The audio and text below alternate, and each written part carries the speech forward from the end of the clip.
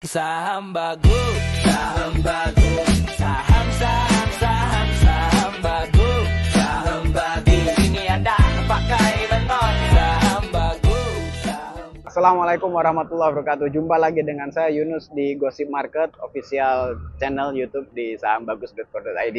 Bersama saya tetap dengan Pak Yai. Kita akan bicara tentang saham bagus dan cuan di bulan window dressing Desember. Nah, biasanya Desember itu kalau di Amerika itu ada Santa Claus Effect ya kan.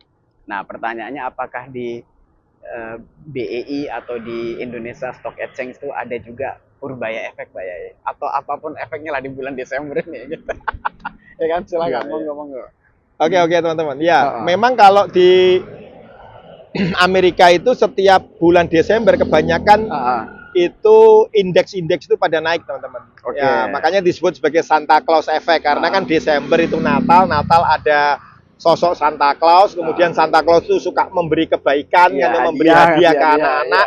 Nah, jadi bursa itu kemudian membagi cuan juga kepada investor. Makanya disebut Santa Claus Effect gitu ya. Nah, kalau di IHSG apakah ada Santa Claus Effect ataukah Purbaya Effect gitu kan ya. Jadi teman-teman kalau kita melihat tahun lalu, teman-teman ingat tahun lalu ada split ya, ada pemisahan antara Adaro kemudian lahir ADI itu di bulan Desember. Artinya ada itu. Betul. Jadi di bulan Desember itu ada satu corporate action yang cukup besar tahun lalu, yaitu apa?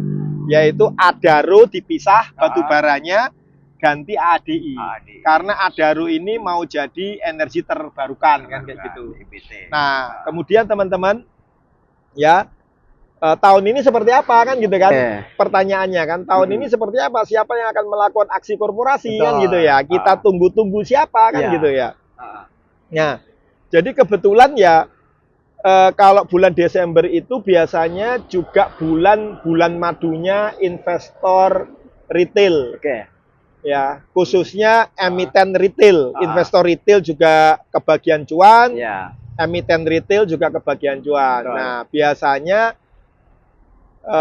emiten-emiten yang terkait sama retail, gaya hidup, itu akan naik.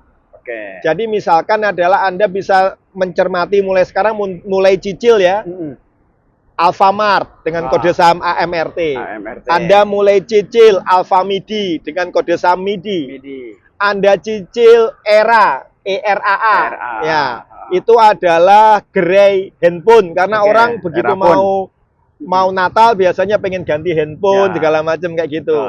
Anda cicil juga boleh Mayora. Mayora berarti kan orang mau Natal belanja kue, belanja biskuit, belanja permen, itu kan produknya Mayora semua, Pak. Betul. Ya kan? Ya, Anda juga boleh cicil misalkan S Hardware atau Aces. S Hardware itu gerai yang menyediakan peralatan dapur, ember, itu segala macam ya.